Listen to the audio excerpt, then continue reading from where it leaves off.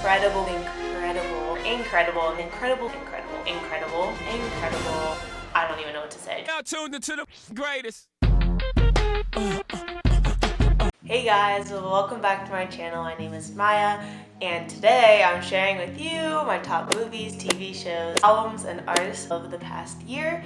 There's been so much great film and music that has happened. I'm just here to talk about my favorites. If you're interested, just keep on watching and let's get started. Let's start with my favorite shows. I'm gonna let you know where you can find these shows and kind of just like a little synopsis on them. Here we go. Okay, number one show of 2019, Sex Education. You guys, I just rewatched this because the new season's coming out on Friday, on January 17th, and my birthday's the next day, and I'm like, what a great freaking present. Last year I watched it and I talked about it on my videos that I had posted, but this show is no joke. Like, it has everything that you need. The humor is just so funny and unexpected. Like, if you're drinking water, like, don't be surprised if you spit it out, because it will just pop up and something will happen in the scene that will just like make you burst laughing, and that is like my favorite type of show. The accents, of course, they're all British, so that's a plus. They have the best friend dynamic duo that I have seen on TV for such a long time.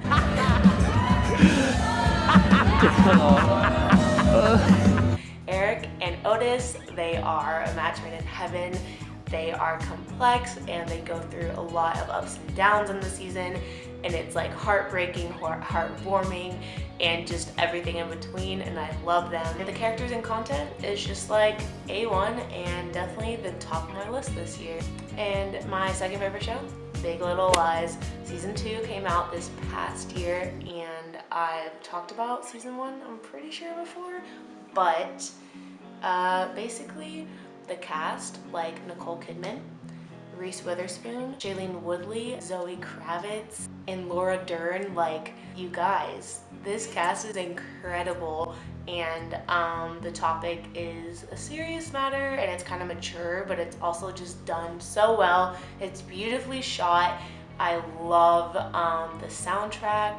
It's just like so pretty, and it's also like devastating.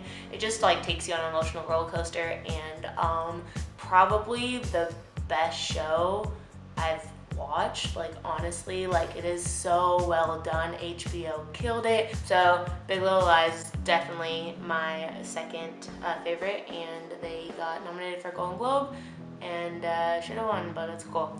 Coming in at number 3, Euphoria.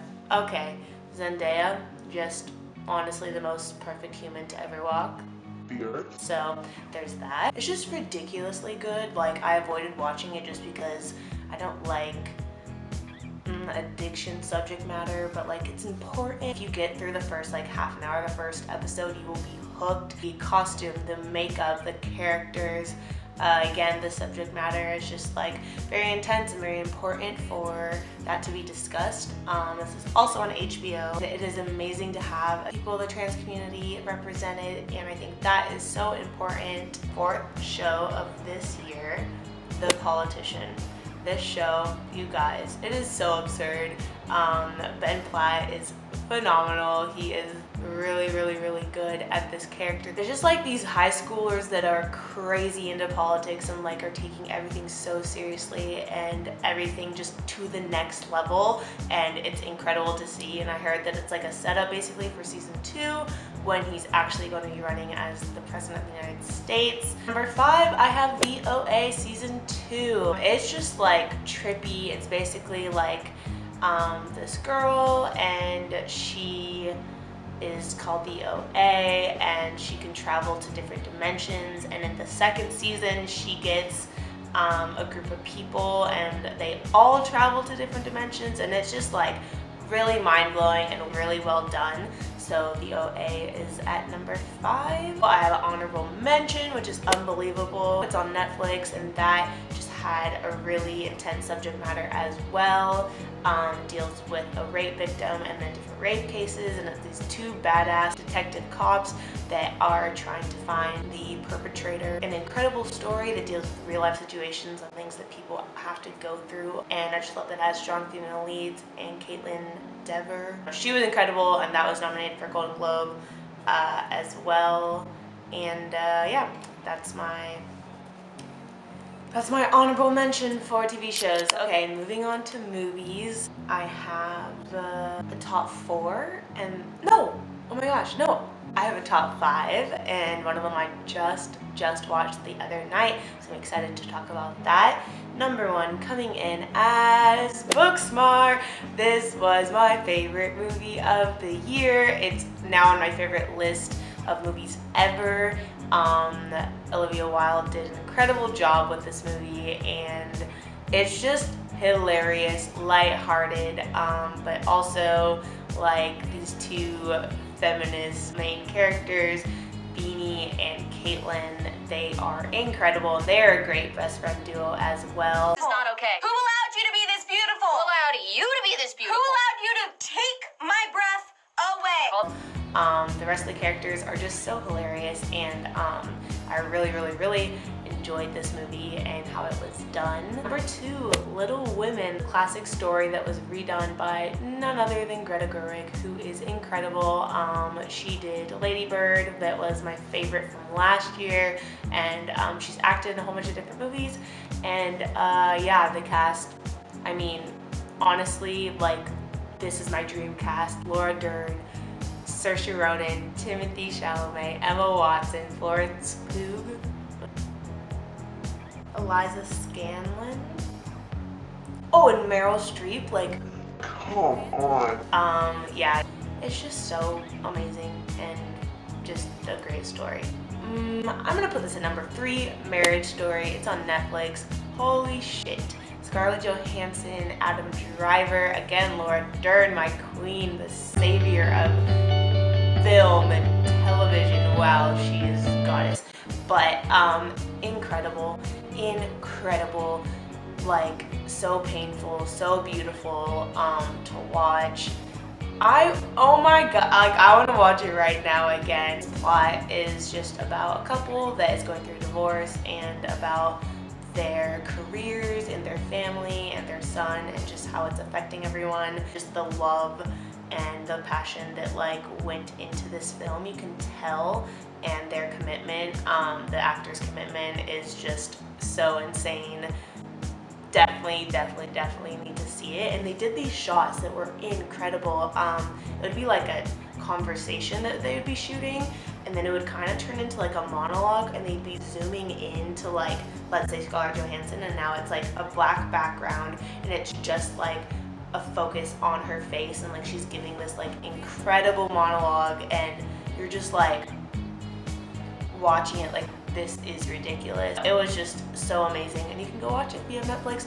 Also, for a lot of these things, like, I made 3 different emails to start HBO, like a week trial or whatever, to watch these separate shows. And then sometimes I got charged for like a month, like Netflix right now, I got charged for the first month, and I might cancel it afterward, but there's just so much good, and I feel like I'm learning from these shows and movies, and that's why I'm sharing, because it's more than just like, I don't know, some like pointless TV. It's like these shows have messages and meaning, and yeah. Okay, number 4, Us. Wow, Jordan Peele is incredible. He is literally like a master of horror. The history and thought that went into this movie, like, me and my friends saw it, and we had to go back to our apartment and watch hours of explanation, like videos, like telling us exactly what we were missing, like the symbolism, like throughout the whole thing. It was just incredible.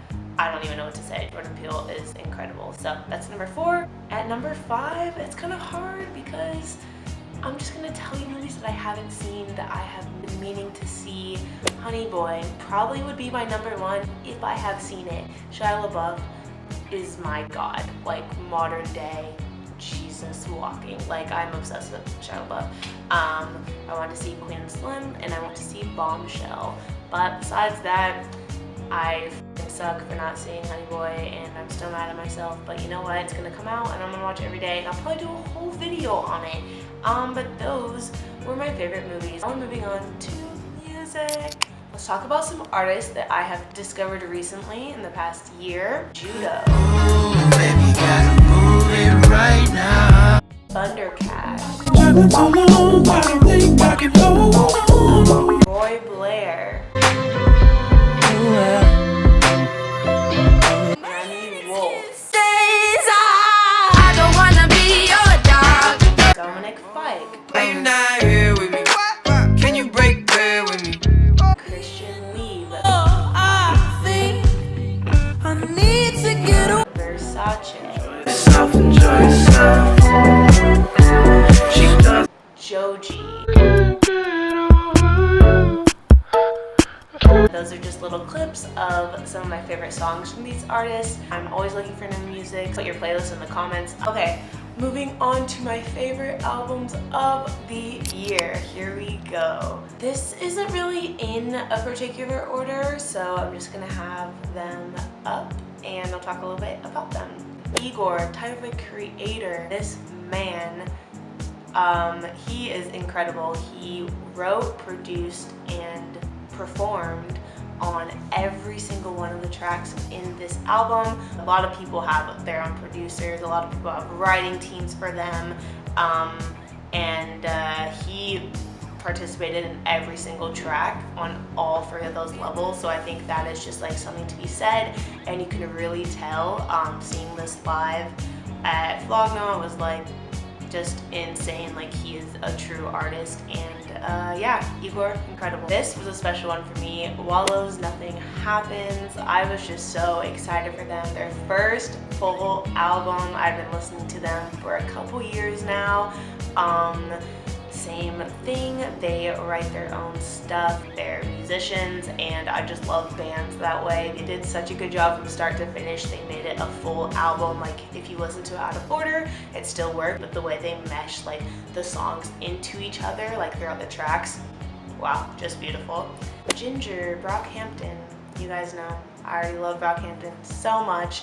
I've been listening to them for a while now, and this album just felt different than the past albums. It felt like it had more depth. They had a wider range of genres in this album, and just definitely a top one of the year. I have no fucking clue how to say this, but Goldlink. Wow, you are great. I love his features on his songs. I love how groovy he is. I love his rapping cadence. This album was definitely a top one. Gave me one of my favorite songs of the year. You Say, Tyler the Creator is in it, and that was a top album. Bringing me on to Bubba. This album, we've been waiting for Kaytranada to put out something else. He has Masego on there. He has Goldlink on there. He has Estelle on there. He has Teacher Moses. He has Pharrell Williams on there. And it's just overall a really, really great album. I have to mention Ventura, Anderson .Paak. This man makes the most funky, danceable, great music I have ever heard. Everything from him is so, you could just tell the soul that this man has, and he's definitely one of my top artists ever. But his album is definitely a top of 2019. Iris, I don't know how to freaking say it. Jaden Smith, he's just incredible to me too. The Smith family is my favorite celebrity family, and I'm looking to marry my way into that. He just knows how to, like, I don't know, make an album that just is such a mood. I remember one of his previous albums, it was like, play this at sunset and blah blah blah blah, like set up literally a setting that you would want to listen to this song into. And I found in Iris the same thing. I love his album creates a mood with every single song. Immunity by Clairo. I love her music and her vibe and her voice and just her style. Her music is just effortless. Valley Hopefuls, Jordan Ward. The production on this as well. His voice is just so great. Like, I cannot get over it. And the vibe of this whole album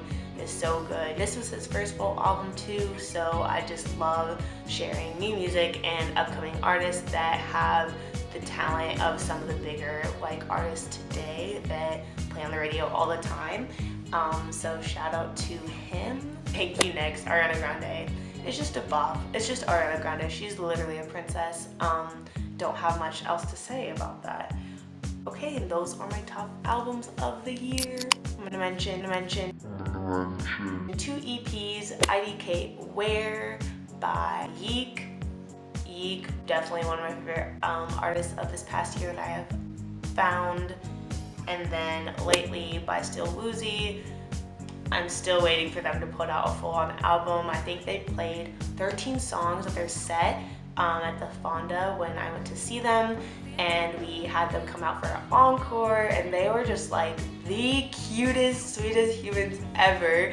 They were like, thank you guys so much. Like, it's crazy, but like, we have played every single one of our songs, so we're just gonna do a song we already performed. And we were just so happy like for them to come back on stage and like give us more of their energy. They are just a great group and just performed the crap out of their concert, and definitely worth mentioning. Okay, that was all my music, all my TV, all my movies. If you liked these things, or if you have other ones that you loved in 2019, please let me know. I'm going to be talking more about this sort of stuff this year, and I'm excited for new music and more TV and film. I'm so excited to watch the Oscars in a month, and the Golden Globes just happened. So many people were deserving of their wins. Subscribe, get your issue. Baby, come close. Let me see how you get.